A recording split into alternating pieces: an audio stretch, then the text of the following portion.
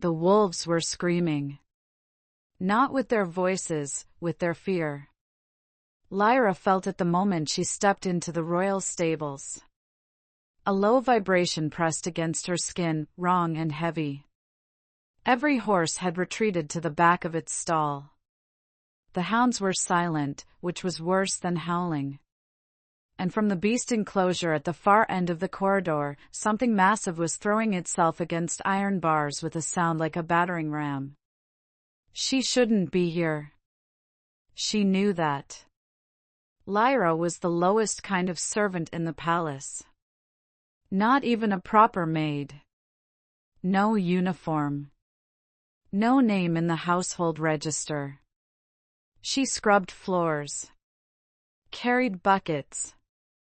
Cleaned whatever mess people pointed at. She had no business being near the royal beast enclosure at midnight during a blizzard, but Calla, the head stable mistress, had grabbed her arm in the corridor with shaking hands and said, "The king is in there." He shifted. He won't stop. The guards won't go in. And Lyra had looked at the woman's face, the genuine terror in it, and felt the familiar pull. The thing she'd never been able to explain and had learned never to mention. She could feel them. Animals. The shape of their distress. The texture of their fear. She could tell the difference between pain and rage. Between terror and a creature that had simply lost its way back to itself. What was coming from behind that iron door was none of those things. It was grief. She unlatched the door. The enclosure was enormous, built for the king's wolf, she realized, which meant someone had known this might happen. Stone walls, iron reinforced. Hay scattered across the floor, now turned into chaos. And in the center of it, a wolf the size of a draft horse, silver-black in the torchlight, pacing in tight, violent circles with his head low and his teeth bared at nothing. King Rowan Draven. She had seen him twice in her 8 months at the palace. Once from a distance, crossing the courtyard in full ceremonial armor, surrounded by his council. Once from a doorway, when she'd been scrubbing the threshold of the great hall and he'd walked past without looking down. Both times she'd felt it, the weight of his presence, the way the air changed around him, the way every wolf in the palace went still and quiet when he moved through a space. This was not that man. This was something older. Something that had swallowed the man whole and was now wearing his shape. The wolf's head snapped toward her the moment she stepped inside. Yellow eyes, blown wide, fixed on her with an intensity that should have sent her running. Every rational instinct she possessed said back away, close the door, let the guards handle it.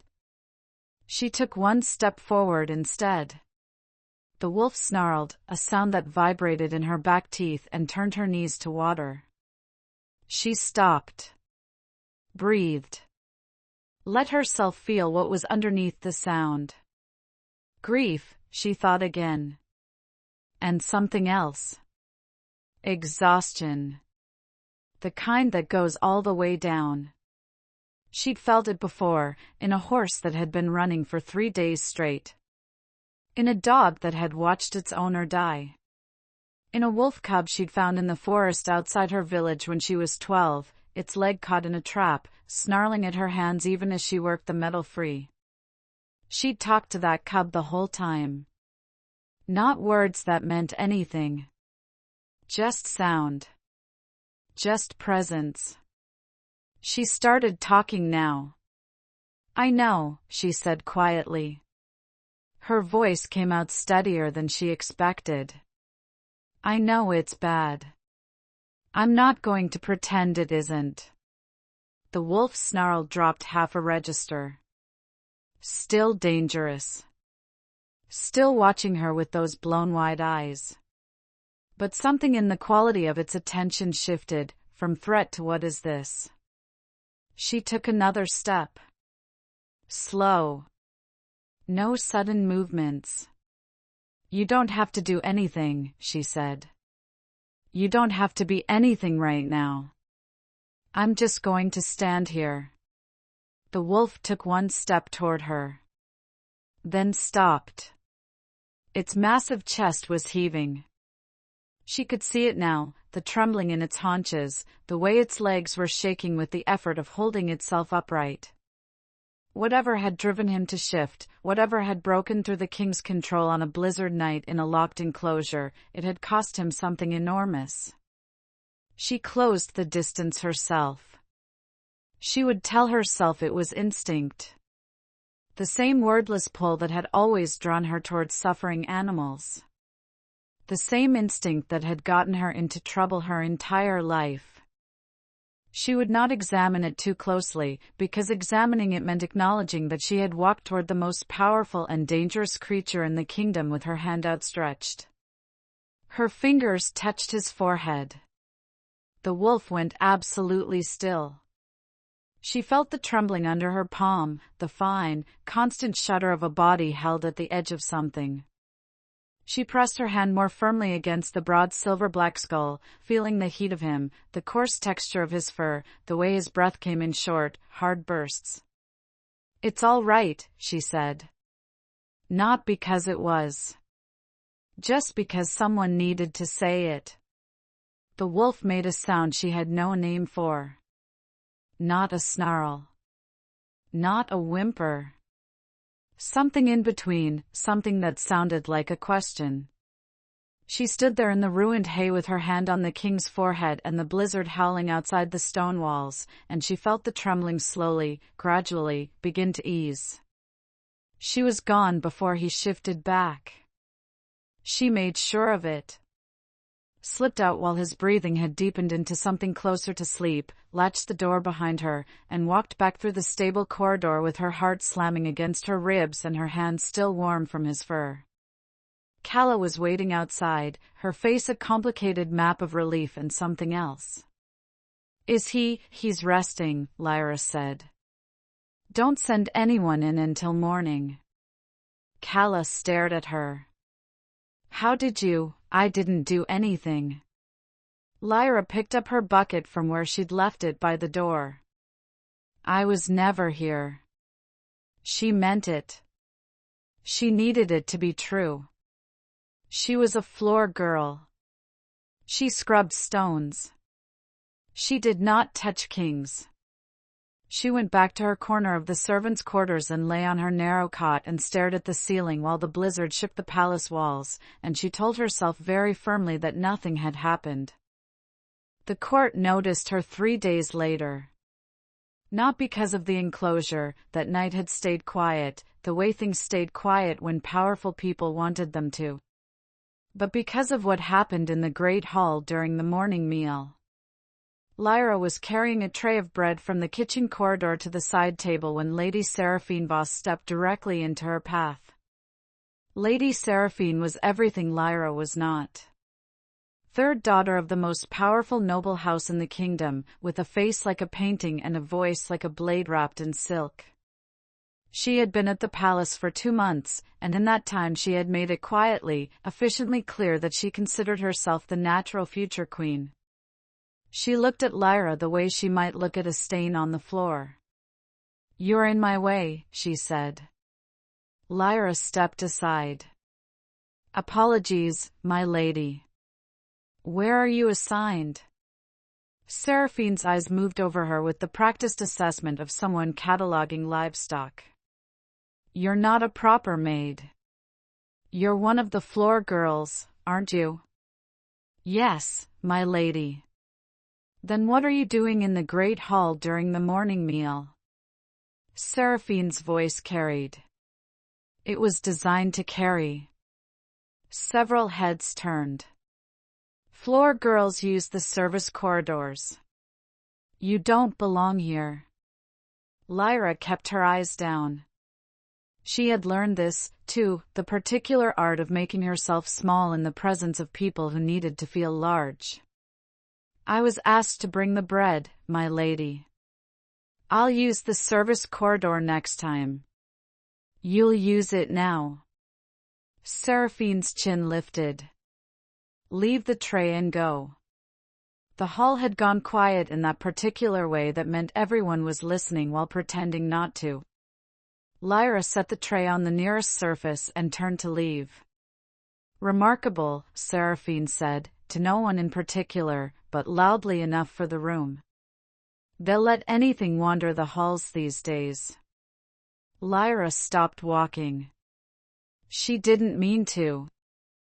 Her feet simply stopped, some stubborn, stupid part of her refusing the final step of the humiliation. She stood with her back to the room and her jaw tight and her hands very still at her sides. "Is there a problem?" The voice came from the far end of the hall.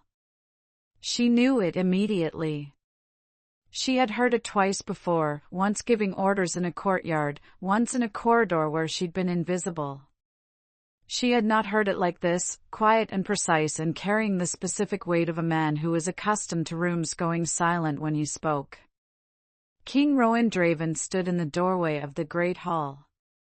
He was fully himself again, the king she'd seen from doorways and distances. Dark hair, severe face, the kind of stillness that wasn't peace but control. He was dressed simply for the morning. No armor. No ceremony. Somehow, that only made the authority more obvious. It lived in him, not in the trappings.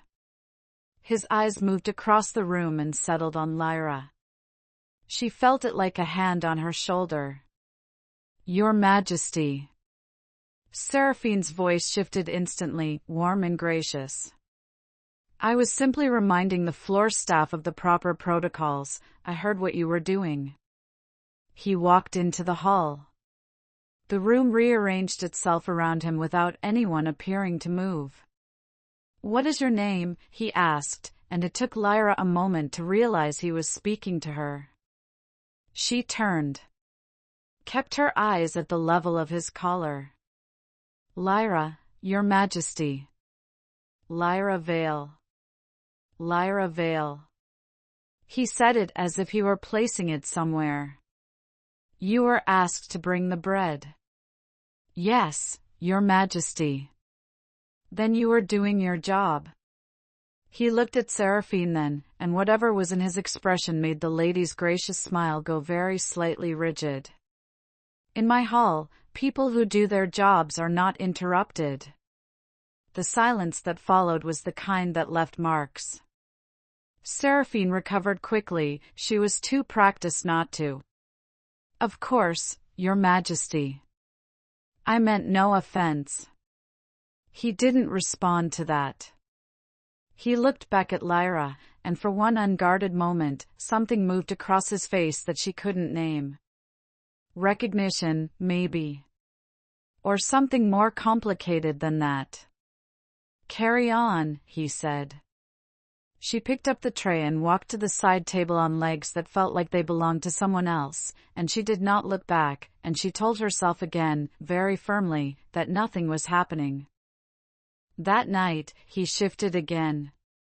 She felt it before anyone came to find her, a pressure in the air, a frequency she'd learned to recognize in 3 days without meaning to.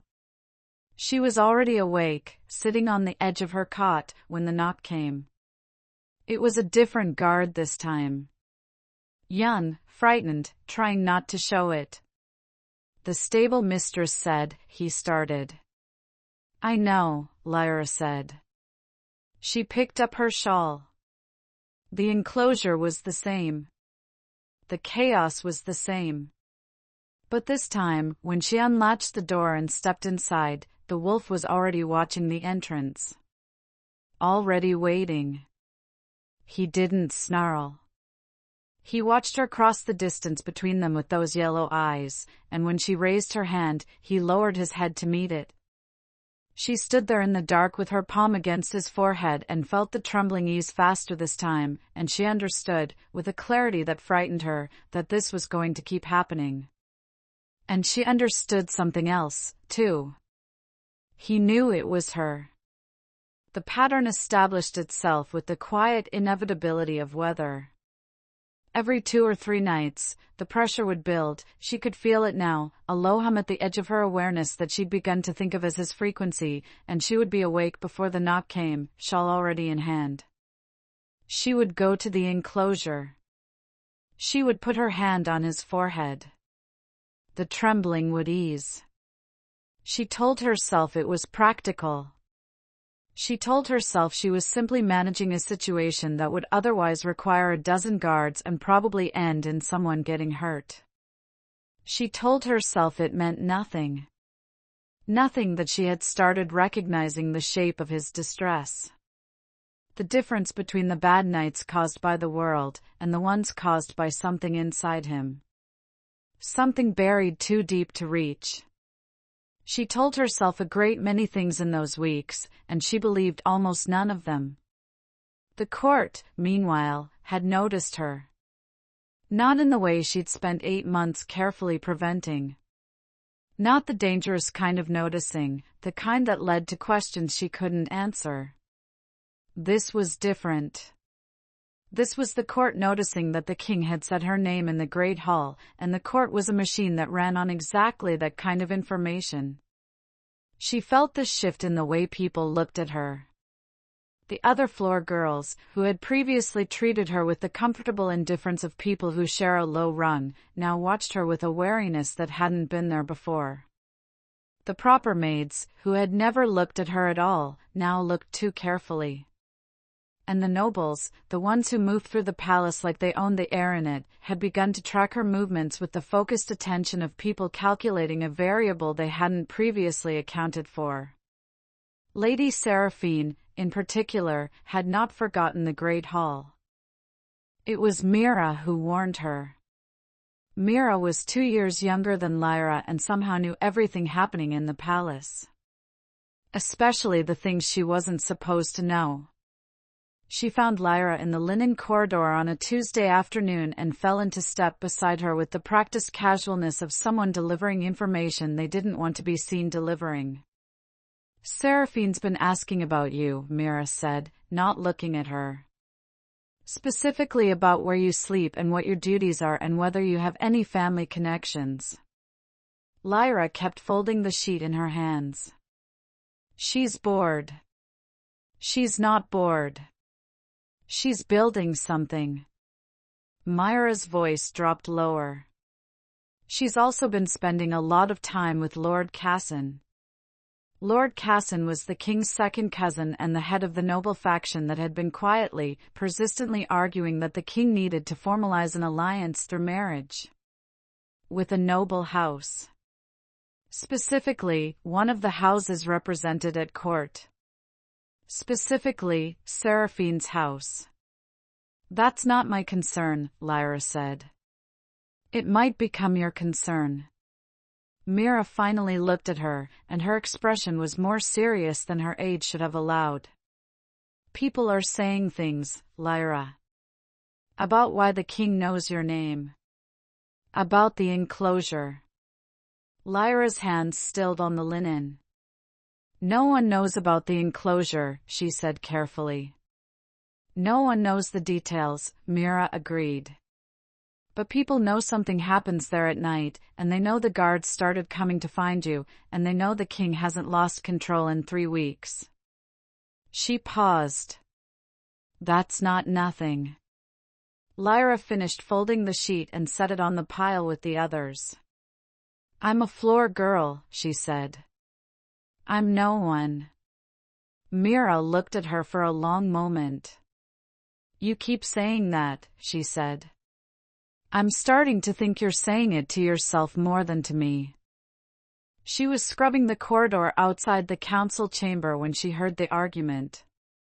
Not the words, the door was thick enough to muffle those. But the resonance of it came through clearly, multiple voices, elevated, the specific quality of men who were accustomed to being agreed with discovering that they were not going to be agreed with today. She kept scrubbing. The door opened. 3 lords came out first, their faces arranged in the careful blankness of men who were furious and knew better than to show it. Then Lord Casson, who looked at Lyra on the floor with the particular contempt of someone who needed to look at something beneath him. Then 2 more council members. Then the king. He stopped when he saw her. The lords ahead of him kept walking, and she felt the moment they realized he'd stopped, the subtle shift in their posture, the way they slowed without turning around. She pressed herself closer to the wall, bucket beside her, brush in hand, the picture of invisible. Lyra Vale, he said. She looked up. He was watching her with that expression she'd started to recognize, the one that lived underneath the king's face, the one that appeared in the enclosure when the wolf had settled and the man was surfacing again. Tired. Searching. Something she didn't have a name for yet. Your Majesty, she said. He crouched down. It was such an unexpected movement, a king, in his council corridor, crouching to the level of a floor girl, that she forgot to keep her eyes down. She looked directly at him, which she wasn't supposed to do, and found him looking directly back. Are you all right? He asked. The question was so simple and so completely unexpected that she didn't have an answer ready. She opened her mouth and closed it again. I heard about the hall, he said. With Lady Seraphine. That was nothing, Your Majesty. It wasn't nothing. His voice was quiet, but there was something in it, a precision, like a blade finding its edge. I should have addressed it more directly. She stared at him.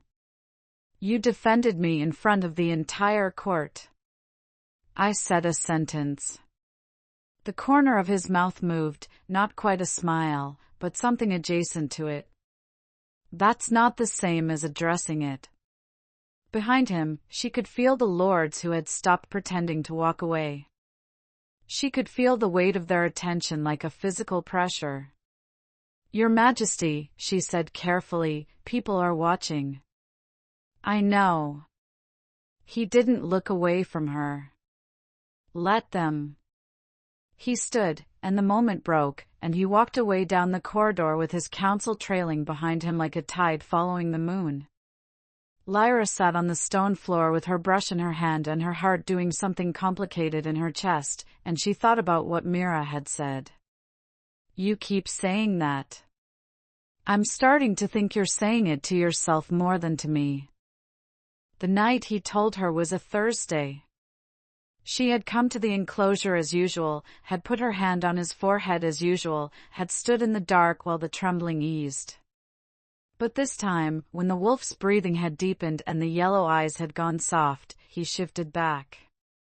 She had never been there for the shift back. She always left before it happened. She should have left. She knew she should have left. But her feet had done that thing again, that stubborn, stupid thing where they simply didn't move, and now she was standing in the hay-strewn enclosure watching King Rowan Draven reform from silver black fur an impossible size into a man, and she was very carefully looking at the wall. You can look, he said.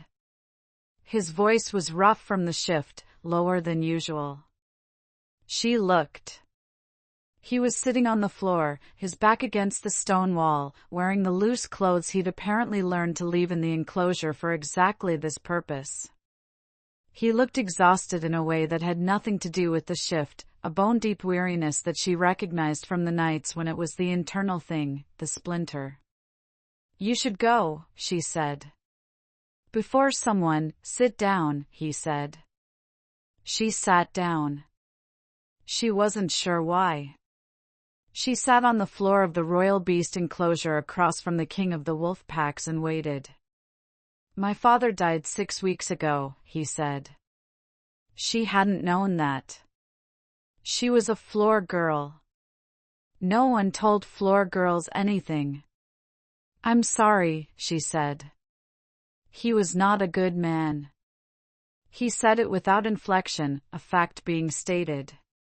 He was a powerful king and a poor father, and I spent 20 years trying to be neither of those things and both of those things simultaneously. He paused.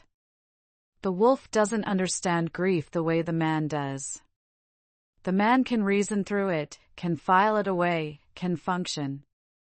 The wolf he stopped. Feels it, she said. He looked at her. Yes. And the wolf is stronger than the man right now. Something moved across his face. How do you know that? She hesitated. The old habit, the one that said be careful, be small, be nothing, rose up in her chest. She pushed it down. I can feel it, she said. When I'm near animals. The shape of what they're carrying. She looked at her hands. I've always been able to. I don't know what it is. I've never had a name for it. Silence settled between them. Not awkward. Not strained. Just honest. That's why it works, he said finally. When you touch, he stopped again. I can feel it. Whatever you do. It reaches the wolf directly. She nodded slowly. I know. Does it frighten you? She thought about it honestly. The wolf doesn't frighten me, she said. The situation frightens me. He almost smiled. That's a diplomatic answer. I'm a floor girl, she said. I don't have the luxury of undiplomatic answers. This time he did smile, brief and real, and it changed his face entirely, made him look younger, made him look like someone who had once known how to do this more easily. Lyra Vale, he said, the way he'd said it in the great hall, like he was placing it somewhere. Where are you from? The eastern villages, she said. Harrow's Edge. That's 3 days' ride. 4, in winter. Why did you come to the palace? She looked at him steadily. Because there was nothing left in Harrow's Edge. He didn't push it. He seemed to understand that some answers were complete even when they weren't detailed.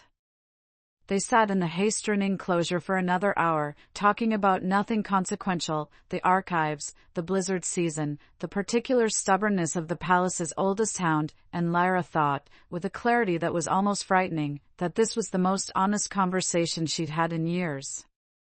She left before dawn. She always left before dawn. But this time, when she reached the door, he said her name once more. Lyra. She turned. He was still sitting against the wall, watching her with those eyes that were neither fully wolf nor fully man but something in between. Thank you, he said. For all of it. She nodded once and slipped out into the dark corridor, and she walked back to the servants' quarters with her shawl pulled tight and her heart doing that complicated thing again, and she thought about the way he'd said her name. Not Lyra Vale, the way he said it in public, placing it, claiming it. Just Lyra. Like it was something he'd been carrying for a while. The attack came from a direction she hadn't expected. Not Seraphine, she'd been watching Seraphine. Not the lords, she'd been watching them too. It came from the palace steward, a thin, precise man named Aldrich who managed the household staff with the efficiency of someone who had never once questioned whether efficiency was the highest virtue. He found her in the linen corridor on a Friday morning and told her, in the same tone he used to reassign mops, that her duties were being restructured. She would no longer be working in the main palace. She was being reassigned to the outer kitchens. The outer kitchens were in a separate building. Across the courtyard. Outside the main palace walls. Effective when? She asked. Tomorrow morning, Aldrich said. She looked at him carefully. His face was professionally blank, but she'd spent 8 months learning to read the staff hierarchy, and she could see the discomfort underneath the blankness. He didn't like this. He was doing it because someone had told him to. Who requested the reassignment? She asked. Household restructuring is at my discretion, he said, which was not an answer. She thought about pushing. She thought about the name she suspected was behind this, the careful, gracious hand that had reached into the household structure and moved a piece on the board. She thought about what it would cost her to push, and what it would cost her not to. I understand, she said. She didn't go to the enclosure that night. She told herself it was because she needed to start thinking clearly. She told herself the distance was good. She told herself that whatever had been building in those late-night hours in the haste-strewn dark was something she needed to stop building before it became something she couldn't walk away from. She lay on her cot and felt the pressure building at the edge of her awareness, his frequency, the thing she'd learned to recognize, and she pressed her face into her pillow and held still. By midnight, the pressure had become something else. Not distress, exactly. More like searching. Like a frequency that had been answered every night for 3 weeks suddenly finding silence. She got up. She told herself she was going because the alternative was a king losing control in a locked enclosure with no one to help him. She told herself it was practical. She told herself all the things she'd been telling herself for weeks. She was halfway down the corridor when she heard the voices. Seraphines, low and carrying, can't seriously believe the king has any genuine interest in a floor girl. It's a curiosity. A novelty. He's using her gift, Cassin, the same way you'd use a useful tool. Lyra stopped walking. And when the novelty wears off, she'll be reassigned and forgotten, and the king will need a proper alliance. Which is why the timing of the outer kitchen transfer is, she didn't hear the rest. She turned and walked back to her room, and she sat on the edge of her cot, and she felt something cold and clarifying move through her chest. He's using her gift. The same way you'd use a useful tool. She thought about the enclosure. The conversations. The way he'd said her name. She realized she had never truly asked herself why a king would spend hours talking to a floor girl in the dark. She thought about the fact that she had an answer to that question now, and it was sitting in her chest like a stone. She requested the outer kitchen transfer herself. She went to Aldrich the next morning and told him she'd like to begin the reassignment immediately, and she watched the discomfort on his face shift into something that might have been relief. He processed the paperwork in an hour. She moved her few belongings across the courtyard before noon. The outer kitchen was loud and warm and smelled of bread and rendered fat, and no one there knew her name or cared about the great hall or watched her with calculating eyes. She scrubbed floors and carried trays and told herself this was better. This was right. This was what she was. She felt his frequency every night. She ignored it. On the third night, it changed. She was lying on her cot in the outer kitchen dormitory when the pressure shifted from searching to something else entirely, a sharp, spiking distress that was different from the grief nights, different from the exhaustion nights. This was something rawer. Something that had teeth. She sat up. She told herself no. The pressure spiked again, and this time it carried something she hadn't felt before, a quality of wrongness, like a sound played at the wrong pitch, like something fundamental coming apart at the seams. She was out the door before she'd made a conscious decision. The courtyard was empty, the blizzard from 3 weeks ago replaced by a hard, clear frost that turned her breath to smoke. She crossed the stones at a near run, through the servants' entrance, down the corridor, and she could feel it getting stronger with every step, not just distress now but something close to frenzy, the wolf losing its grip on the man entirely. She unlatched the enclosure door. He was in the far corner, his back against the wall, fully shifted, his massive body shaking with a violence she hadn't seen before. The yellow eyes found her immediately, but they were wrong, too bright, too wide, the pupils blown to nothing. He didn't recognize her. She walked toward him anyway. "Hey," she said. Her voice came out steady. She didn't know how. "I'm here." The wolf snarled, a sound that shook the walls. She kept walking. "I know you can hear me," she said. "Somewhere in there, you can hear me." She was close enough now. She raised her hand. The wolf snapped at the air 6 inches from her fingers. She didn't flinch. She held her hand steady, palm out, and waited. "Come back," she thought, not in words exactly, but in the way she'd always communicated with animals, in intention, in warmth, in the specific frequency of "I am not a threat and you are not alone." She pushed it outward with everything she had, the way she'd pushed it toward the wolf cub in the trap, toward the horse that had run for 3 days, toward every frightened creature she'd ever stood in front of. "Come back. I'm here. Come back." The wolf's snarl dropped. The shaking didn't stop, but it changed, from violent to something more like shivering, the difference between a storm and its aftermath. He pressed his forehead into her palm. She exhaled. She stood there for a long time, her hand on his forehead, feeling the frenzy slowly, gradually drain away. When his breathing had finally steadied, she sat down on the floor beside him, her back against the wall, and he lay down with his massive head in her lap, and she put both hands in his fur and held on.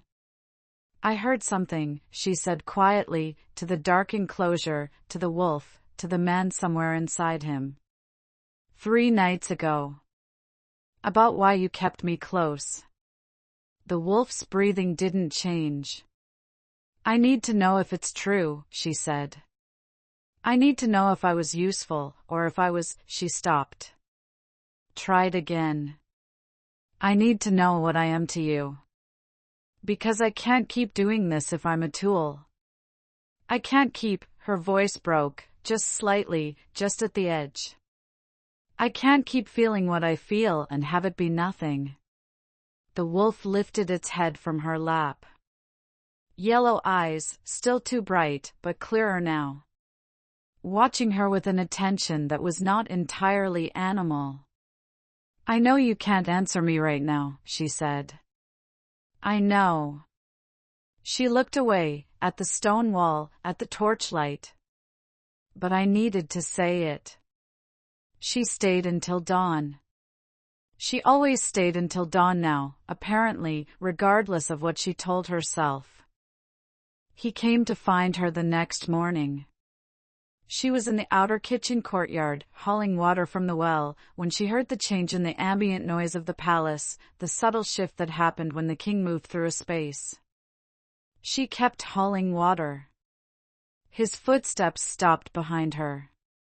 "You moved to the outer kitchens," he said. "Yes, Your Majesty." "Why?" She set the bucket down and turned to face him. He looked like he hadn't slept. His jaw was tight, his eyes carrying the specific exhaustion of the morning after a bad night, and something else, something that looked like it had been sitting in him since before she'd arrived in the enclosure. "I thought it was better," she said. "Better for whom?" She looked at him steadily. "I heard Lady Seraphine talking to Lord Casson," she said. 3 nights ago. About the transfer. She stopped. "About why you kept me close." Something moved across his face. Not surprise, he'd known this was coming, she realized. He'd been waiting for it. "What did she say?" he asked. "That you were using my gift. That I was a useful tool." She kept her voice even. "That when the novelty wore off, I'd be reassigned." The silence stretched between them. A kitchen girl crossed the courtyard behind him, saw the king, and reversed direction immediately. "Is it true?" Lyra asked. No. The word was immediate, flat, carrying the weight of something that had been held under pressure for a long time. It is not true. Then what is true? He looked at her for a long moment. The king's face, the controlled face, was doing something complicated. She could see the effort of it, the way he was holding something back, and she could feel underneath it the frequency she'd been ignoring for 3 nights, the searching quality, the wrongness of silence where there had been presence. I don't know how to do this, he said finally. It sounded like it cost him something to say it. I have spent 20 years learning to be a king and I am very good at it, and it has cost me everything that isn't the crown. He paused. And then you walked into my enclosure and put your hand on my forehead and I felt. He stopped. What? She asked, her voice barely above a whisper. Like something had come back, he said. Something I didn't know I'd lost. The courtyard was very quiet. The frost had melted overnight, and the stones were damp, and somewhere in the palace a bell was ringing the morning hour. Seraphine arranged the transfer, he said. I found out this morning. Aldrich told me when I asked. His jaw tightened. I should have been paying more attention. I should have. It doesn't matter, Lyra said. It does matter. His voice sharpened. You were moved because someone wanted you gone, and I didn't notice until you'd already been gone 3 nights. Something crossed his face, not the king's controlled expression, but something rawer underneath it. 3 nights is a long time. She understood what he meant. She'd felt it too. I'm not going back to the main palace, she said carefully. Not because of Seraphine. Because if I go back, people will talk, and the talking will become something that causes problems for you, and I don't want to be a problem. You are not a problem. Your Majesty, Rowan. He said it quietly, but with a finality that closed off the formal distance like a door shutting. In this courtyard, right now, I am not asking you as your king. I am asking you as. He stopped. Seemed to search for the word. As the man who has been talking to you in the dark for 3 weeks and would like to keep doing that. Lyra looked at him for a long moment. That's a very careful way of saying something, she said. The corner of his mouth moved. I'm a very careful man. I know, she said. I've felt it. The carefulness. She paused. It's exhausting, isn't it? Something in his face broke open, just slightly, just at the edges. Yes, he said. It is. She picked up her water bucket. I'll come tonight, she said. But I'm keeping the outer kitchen assignment. It's quieter here. She walked back toward the kitchen door, and she heard him exhale behind her, a long, slow breath, like something releasing. Lyra, he said. She turned. Thank you, he said. Same words as before. But different weight. She nodded once and went inside. The council session 3 days later was the one that changed everything. Lyra wasn't there. She was in the outer kitchen, elbow-deep in bread dough, when Mira appeared in the doorway with wide eyes and a breathless quality that meant something had happened. The Northern Pack, Mira said. Something's wrong with them. They came in this morning, 40 wolves, and half of them are wrong. Wrong how? Feral. Myra's voice dropped. Like they've lost the man and only the wolf is left. They're in the eastern courtyard and the guards can't get near them, and 3 of the king's wolves have already been hurt trying. Lyra was already untying her apron. The eastern courtyard was chaos. She heard it before she saw it, not the sound of wolves, but the sound of men trying to manage wolves, which was a different and worse sound entirely. She pushed through the gathered crowd of guards and palace staff and stopped at the edge of the courtyard. 40 wolves. Mira had been right about the wrongness. She could feel it from 20 feet away, a jagged, discordant frequency, like a dozen instruments all playing different songs at full volume. These wolves weren't feral exactly. They were fractured. The bond between man and wolf had been damaged somehow, and what was left was neither one thing nor the other, too animal to reason with, too human to be purely instinctual. 3 of the king's guard wolves were down at the edges of the courtyard, shifted back to human, being tended by healers. The northern wolves were clustered in the center, circling, snapping at anything that came close. Rowan was there.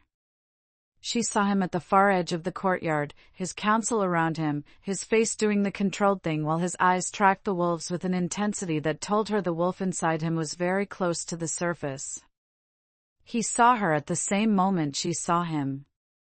She watched him make a decision. She could see it happen, the king's calculation, the weighing of options, the moment when he set something aside and chose. He crossed the courtyard to her. "Can you reach them?" he asked, low and direct, no preamble. "I don't know," she said honestly. "I've never tried with this many at once. And whatever's wrong with them," she looked at the circling wolves. "It's not grief. It's not exhaustion." Something broke the bond deliberately. His jaw tightened. "Hunters. They've been using a compound, we've seen it before in smaller doses. It severs the connection between the man and the wolf. Leaves them fractured," she said. "Yes." She looked at the wolves. 40 fractured bonds, all screaming at different frequencies. She thought about the wolf cub in the trap. She thought about the horse that had run for 3 days. She thought about Rowan in the enclosure, shaking with grief too deep for the man to hold. She thought about the fact that she had never once, in her entire life, walked away from a creature in pain. "Keep everyone back," she said. "Lyra, keep them back," she said again, and walked into the courtyard. The nearest wolf spun toward her immediately, teeth bared, a sound coming from its throat that was half snarl and half something more human and more desperate. She stopped. Breathed. Let herself feel the frequency of it, the specific shape of this particular fracture, the way the bond had been severed rather than strained. She reached outward with everything she had. Not toward one wolf. Toward all of them. It was like trying to hold 40 conversations simultaneously in 40 different languages. The effort was immediate and staggering, a pressure behind her eyes, a heat in her chest, the sensation of being stretched very thin across a very large space. She pushed through it. "I hear you," she thought, in a way that wasn't words. "All of you. I hear you. You're not lost. The bond is still there. It's been hurt, but it's still there. Follow the sound of it. Follow it back." The nearest wolf took one step toward her. Then another. She kept pushing, kept broadcasting that frequency of present, safe, followed the sound back, and one by one the circling stopped. One by one the snarling dropped. One by one the fractured wolves turned toward her like compass needles finding north, drawn by something they couldn't name but could feel. It took 20 minutes. By the end of it, she was on her knees in the center of the courtyard, her hands in the fur of 3 wolves simultaneously, her vision graying at the edges from the effort, and the courtyard was quiet. 40 wolves, sitting. Not healed, the fracture would take time to mend properly. But present. Anchored. No longer lost. She heard Rowan's footsteps crossing the courtyard toward her. She heard the silence of the crowd around the edges, the guards, the council, the palace staff who had gathered to watch. She heard, very clearly, Lord Casson say something to the man beside him in a low voice. She couldn't make out the words, but she heard the tone. Unease. The specific unease of a man watching something he'd dismissed as insignificant demonstrate that it was not. Rowan crouched beside her. His hand came to her shoulder, steady, warm, an anchor. "Are you all right?" he asked. "Give me a moment," she said. He gave her the moment. He stayed crouched beside her in the center of the courtyard with his hand on her shoulder while 40 wolves settled around them and the crowd watched in silence, and he didn't move, and he didn't look away from her, and he didn't care who saw. When she finally looked up, she found him watching her with an expression she'd never seen on his face before. Not the king's face. Not the exhausted man from the enclosure. Something else entirely, open and certain and a little undone. "What?" she said. "Nothing," he said. He stopped. "I've been looking for the right word for 3 weeks. Did you find it?" He looked at her steadily. "Yes," he said. He didn't say what it was. He didn't need to. She could feel it, his frequency settled into something steady. Warm. Certain. No longer searching. She should have known Seraphine wouldn't stop at a kitchen transfer. The accusation came 3 days after the courtyard. Formal, written, submitted to the council through Lord Casson's office, Lyra Vale, outer kitchen staff, suspected of using unnatural influence to manipulate the king's wolf and compromise his judgment. Request for investigation and removal from palace grounds. Lyra read the copy that Mira smuggled to her and felt something cold and clarifying move through her chest. Not surprise. She'd known this was coming, in the way you know a storm is coming when the air changes. She just hadn't known the shape of it. She folded the paper carefully and set it on her cot. Unnatural influence. That was the phrase. Carefully chosen. Impossible to disprove without revealing exactly what she was and how she worked, which would either vindicate her or confirm the accusation depending on who was doing the judging. She thought about Harrow's Edge. About the reason she'd left. About the village elder who had watched her calm a maddened bull with her bare hands and called it unnatural in exactly that tone, not frightened, but calculating. Recognizing a power he didn't control and deciding it was therefore dangerous. She thought about what it had cost her then. She thought about what it would cost her now. She was still sitting on her cot when the knock came. Not a guard, Rowan himself, which meant he'd come directly from wherever he'd been when he'd heard, without stopping to send someone ahead. She opened the door. His face was doing the controlled thing, but his eyes were not controlled at all. They were furious, a cold, precise fury that she recognized now as the human version of what the wolf looked like when something threatened what it considered its own. "I know," she said, before he could speak. "I'm dismissing it," he said. "You can't. I am the king. I can dismiss whatever if you dismiss it without an investigation, it looks like you're protecting me because of," she stopped. "Because of whatever this is. And that confirms everything Seraphine is implying."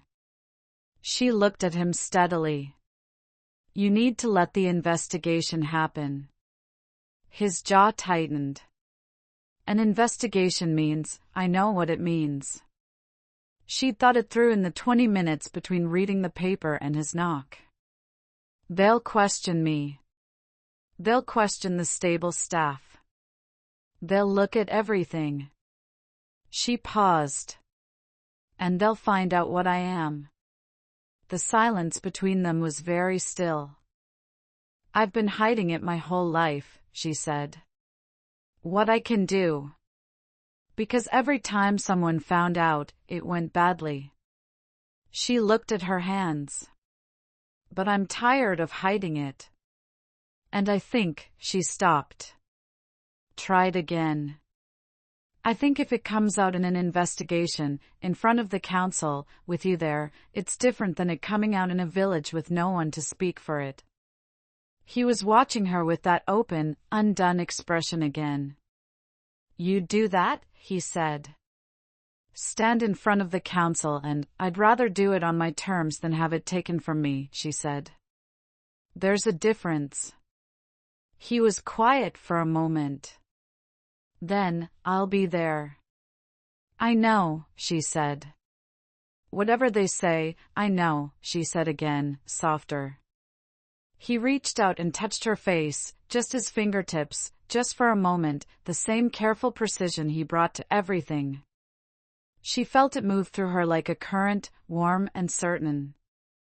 I found the word, he said quietly. 3 weeks ago I said I was looking for it. She waited. Necessary, he said. You are necessary. Not useful. Not convenient. His thumb brushed her cheekbone. Necessary.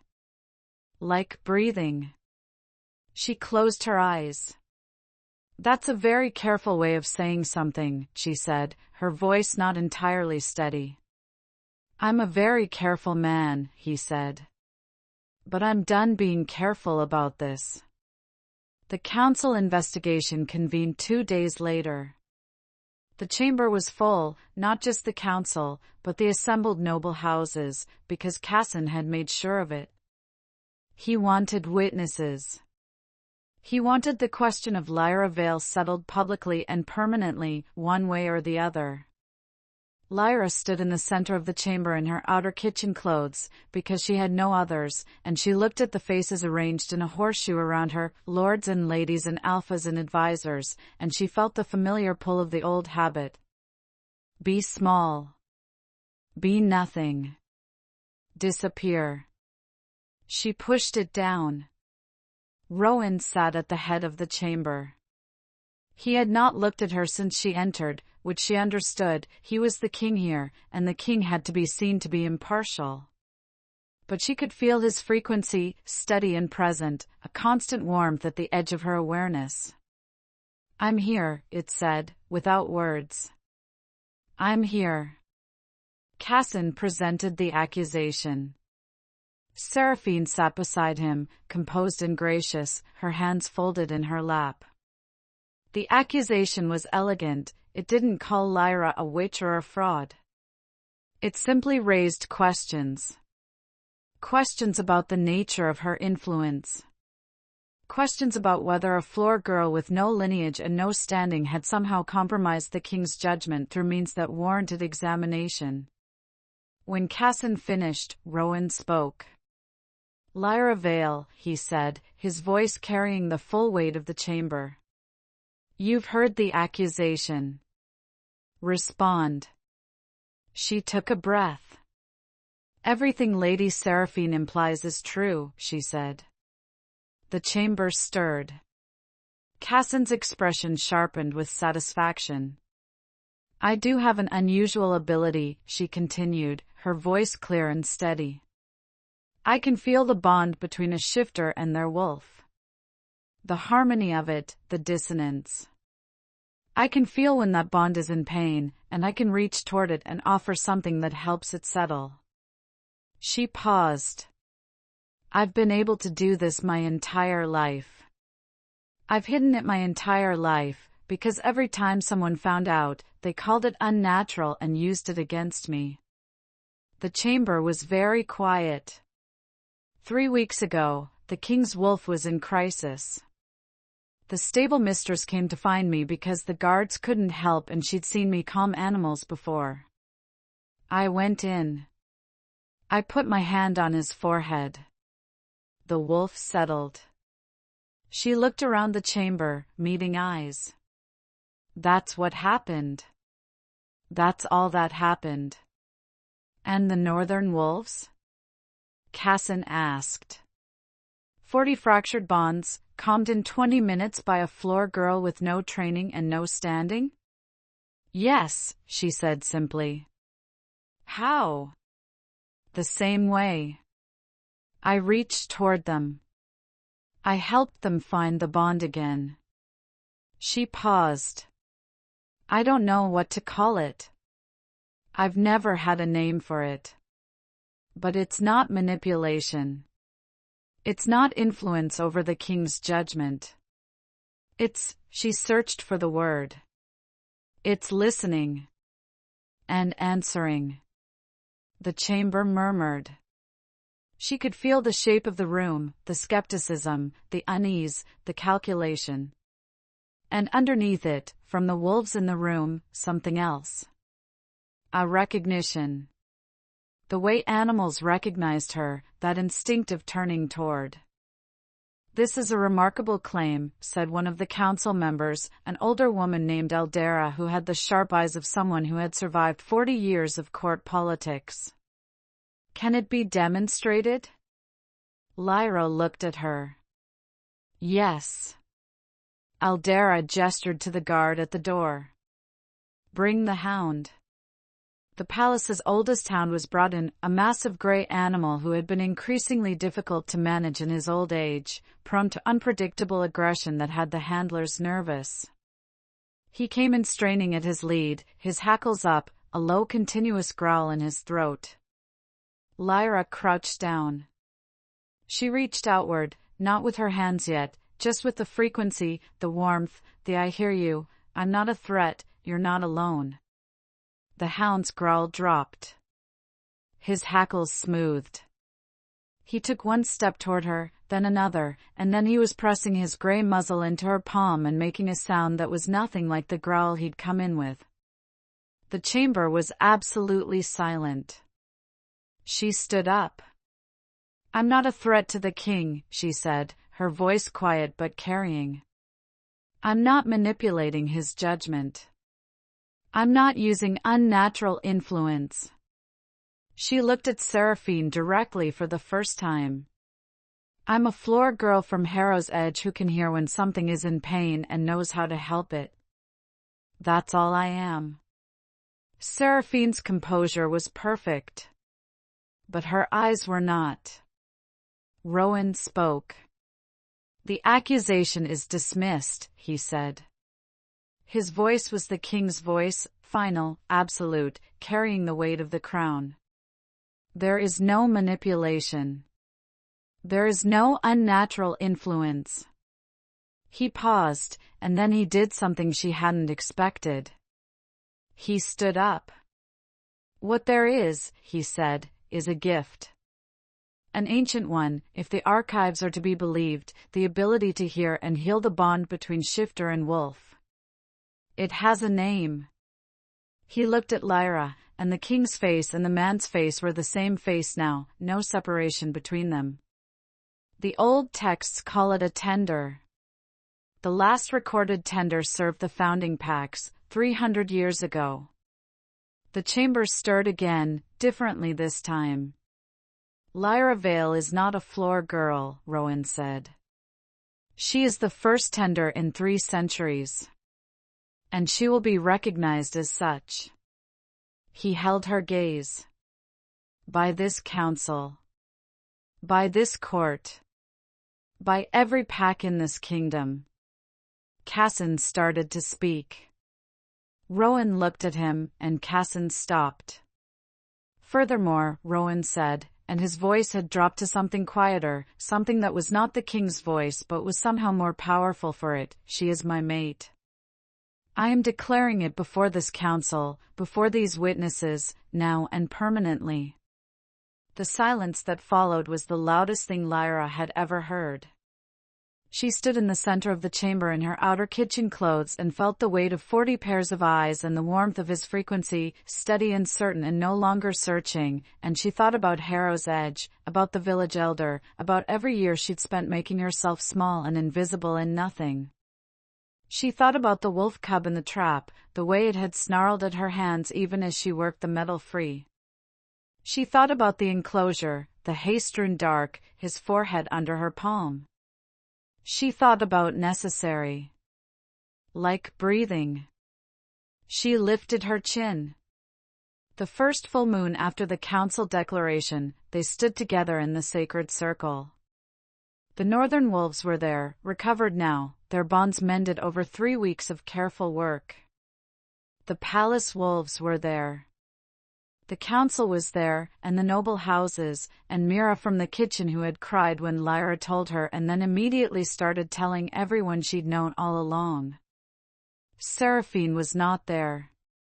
She had left the palace the morning after the council session, and Lyra had felt her go, a frequency moving away, diminishing, until it was gone entirely. She found she felt nothing about it except a mild, clean relief. Rowan stood beside her, not in front of her, not behind her. Beside her. He had given her a choice about the ceremony, formal or simple, public or private. She had chosen public, which had surprised him. I spent 20 years hiding, she'd told him. I don't want to hide anymore. He had looked at her with that open, undone expression and said nothing, which was its own kind of answer. Now he turned to her in the circle, in front of everyone, and he took her hands in his.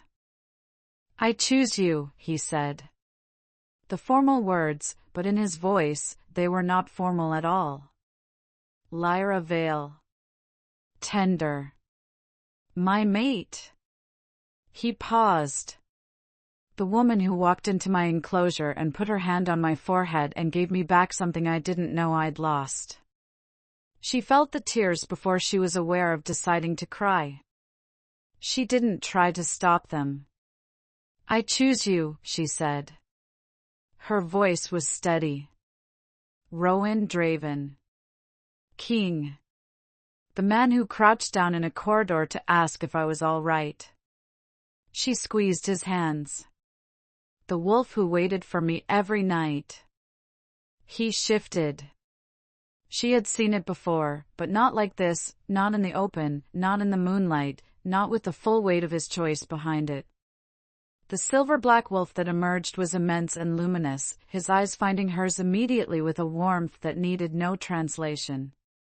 She felt her own gift rise in response, not the careful, controlled thing she'd spent years managing, but something fuller, something that had been waiting for exactly this. She reached outward with everything she had, not to calm or to anchor, but simply to meet him, wolf to human, bond to bond, frequency to frequency. She felt him feel it. The wolf made a sound, low, resonant, nothing like a howl and nothing like a whimper, something entirely its own. A sound she had no name for, that she thought perhaps no one had heard in 300 years. She put her hand on his forehead one last time. Hello, she said softly.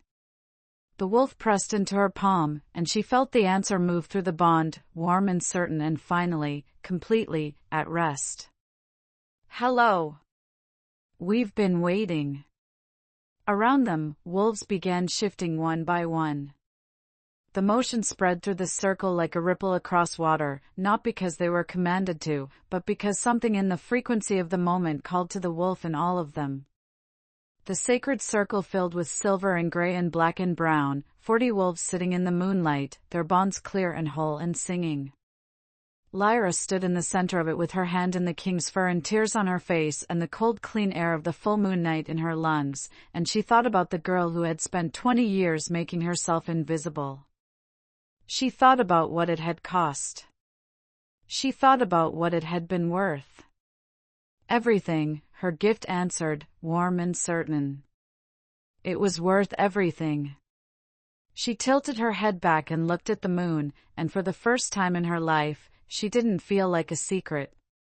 She felt like a beginning.